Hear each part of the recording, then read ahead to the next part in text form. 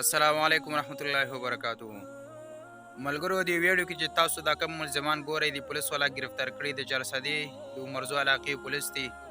د ملزمانو په دې رمضان مبارک میاشت مبارکه کې یو قتل کړی او قتل ډېر بې دردۍ سره کړی و. ځای کې نور تفصیل نه کوم، هغه به تاسو دا ویډیو خپله وګورئ. د پولیس والا هغه د ایس ایچ او صاحب چې کوم انټرویو د هغه هم تاسو واورئ او به ګورئ، د ملزمانو خبرې هم تاسو خپله واورئ. خو زه دې کې تاسو به اخر کې یو ټکی کومه چې دې ټولې هغه چې راکم قتل وشو د ښځې په سلام باندې د زر، زه به تاسو بیا د ویډیو په اخر کې ویم چې دا څه منظر لري او دا څه وجې نه دا قتل وشو. او تاسو ته ویډیو په اخر کې ویم، تاسو دا ویډیو وګورئ. لال کړی موجي سره او لاسونه ته ما کټ کړو، راته دا مړ دی نو بس او استدار څخه کټ کړي دا موږ نشو خولي.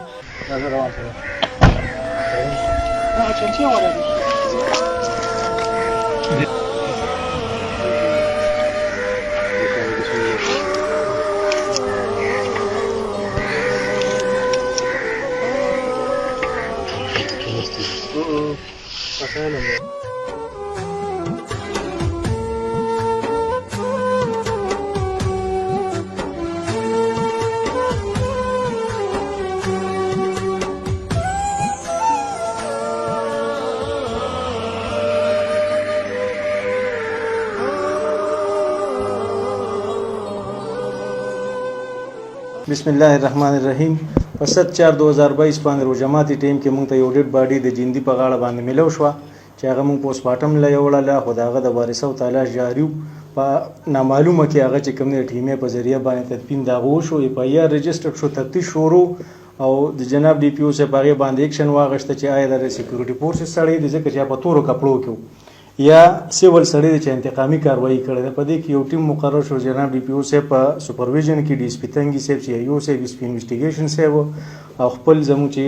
کوم انفارمران دي په هغوی باندې مشتمل و.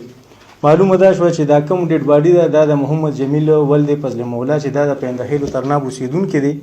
د هغې ځای دی او اوسېږي په شمس الدین کورونو کې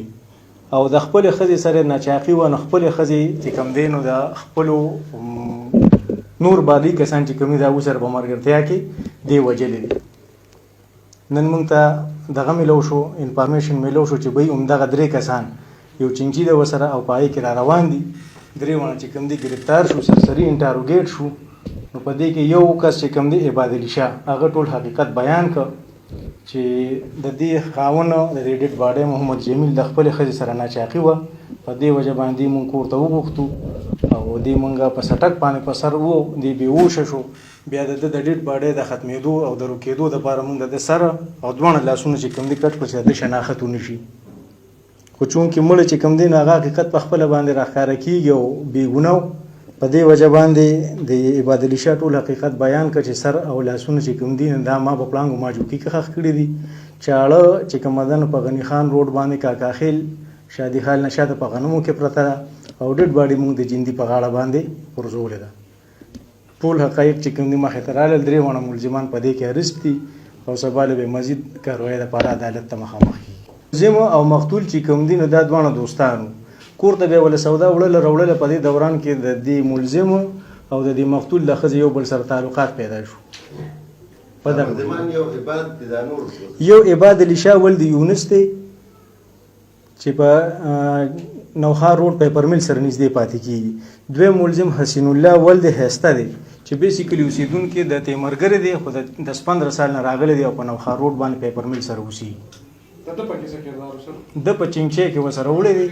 سر او لاسونه یې ورسره په ماجوکي کې ښخ کړي، ډیډ باډي دلته په جندي کې غورځولی. یو چاړه ده، یو سټک دی، دواړه ریکور دي، برآمد دي. نوم دی عباد علي شاه. دا کوم واقعه چې مخې ته راغلی دا نو د مقتول چې کومه ښځه را شهناز هغې دنه عدالت کې طلاق اخیستی او دی بیا هم د کوره نه وته. دی پې درخواست هم ورکړی چېرې زما د کوره وځي، پولیس والا به راتلل خو به د کوره وتښتېدو. بار به وده چې پولیس په لاړ واپس په دې راغی. دا بیا د ښځه موال بچي به موال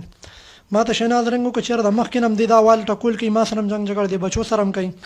او ته راشه ده سره تاسو خپل دغه کې وي وخی وټکوي چې زما د کور نه وځي چې ما دغه پرېږدي او دا کوره بچي ما ته واپس پرېږدي او دی ځي. چې موږ کور ته راغلو زه ما سره د بل ملګري حسین الله چې موږ رالو نو دته موږ ته رنګ وکړه چې هغه کور دی چې موږ کور ته رالو دغه ساعت بار وتې چې مونږ کور کې یو سات ایسار شو هغه سات بیا دې رادن نه چې دې رادن نه شو د ما سره جګړه ولګوله چې جګړه ولګوله دې مری نه ونیوم چې دیو به د کټ نه راپاسېده نو شیناز چې کوم دغې سټک دی خوا دغه کړی ما له هغه راکړه ما هغه له په سټک باندې ډب ورکړه په سر هغه چې راپرېوته بیا چې څنګه دا شو مری ته یې لاس دوباره راواچوم بل دویم ډب مې ورکړه درېیم مې ورکړه هغې نه پس چې کوم دی لاندې پرېوته بیا ما ته دې ووایي حسین الله چې دا خو اوس دې مړ شو او دا کوز داسې لګه دی به خښه و چېرته د خښولو دغه هم نه شو کولی نو د ما ته چې سر او لاسونه ترې کټ شي نو د به شناخت نه کېږي نو موږ به صرف سر لاسونه له وړه کنده وکړو به خښ کړو او نور چې کوم دی نو لاش به وغورځو ما ته کوم ځای به غورځوي ما ته ځای معلوم دی هغه زما کار دی ځای غورځولی شي ځای ما ته معلوم دی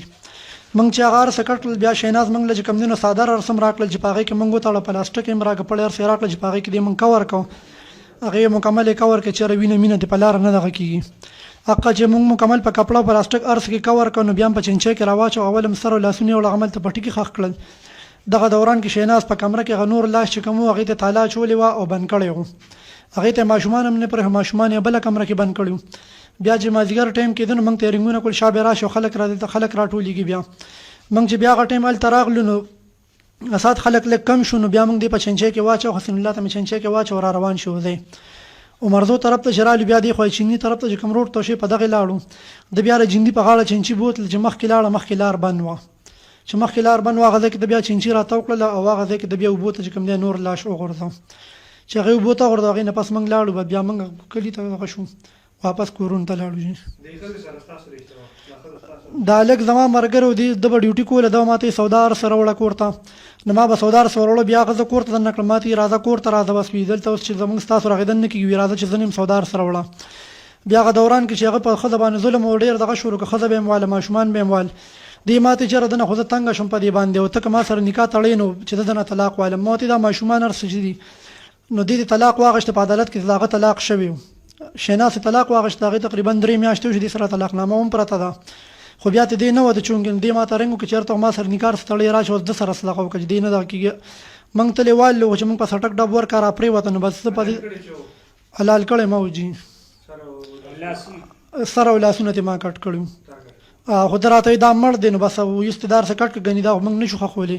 نو بیا ته قار څه ما کټ کړل جي او ملګرو ویډیو به تاسو ټوله کتلي د ملزم خبرې به هم اورېدلې او د ایسوچو صاحب هغه پرنس کانفرنس هغه به هم تاسو اورېدلي او چې موږ د ملزم دی خبرې ته سوچ وکړو ملزم دی کې یو خبره د کار کړې ده چې هغې ته زموږ ستاسو ټول توجه هغه چې موږ تاسو هغې خبرې ته متوجه شو نو دې کې به د موږ ستاسو خیر هم وي او د داسې فتنو د فسادونو به موږ تاسو الله جل شانه وساتي هم د دې ټول پس منظر دا چې دې ملزم خپل وویلې چې د دې ښځې خاوند چې دا کوم ما مړ کړ سر مې ته کټ کړل لاسونه مې ته کټ کړل دا زما ملګری و او ما به دوی کور ته چې کوم دی هغه سودا وړله راوړله نو ټول پس منظر دغه دی نه هغه ناجایز تعلقات شو سودا به وړله راوړله هغې سره د چې کوم مقتول دی د مقتول ښځې سره د دې مجرم هغه تعلقات شو که تاسو سوچ وکړئ ملګرو شریعت موږ ته وایي ته به کور ته خپل کور ته به ته د تره زوی هم نه پرېږدې ته به کور ته د ماما زوی هم نه پرېږدې ته به کور ته د کاکا زوی خپل خپلوان به نه پرېږدې او بیا زه خپل انډیوال خپل ملګری خپل یار دوست راولم کور ته هغه د ښځې سره ملاوم ښځې سره تعلقات وي زما ما ته پته وي نو دا ټوله لانجه د دغه دی نصد دی چې موږ تاسو په شریعت باندې عمل نه کوو که موږ تاسو په شریعت باندې په قرآن باندې په احادیثو مبارکو باندې عمل وکړو دا خبره بیا زموږ ستاسو وړاندې مخې ته نه راځي خو موږ تاسو په قرآن باندې موږ مسلمانانو په قرآن باندې عمل پرې ایښی دی نو موږ تاسو کوشش وکړو زما عزتمندو چې په خپلو کورونو کې مکمل د پردې نظام هغه راولو چې کم شریعت موږ تاسو ته کم حدود ښودلي دي په هغه حدودو کې موږ تاسو اوسېږو زموږ او ستاسو په معاشره کې بیا دا قسمه قتلونه نه کېږي الله جل شانه زموږ او ستاسو پرده او حیا وساتي السلام علیکم ورحمة الله وبرکاته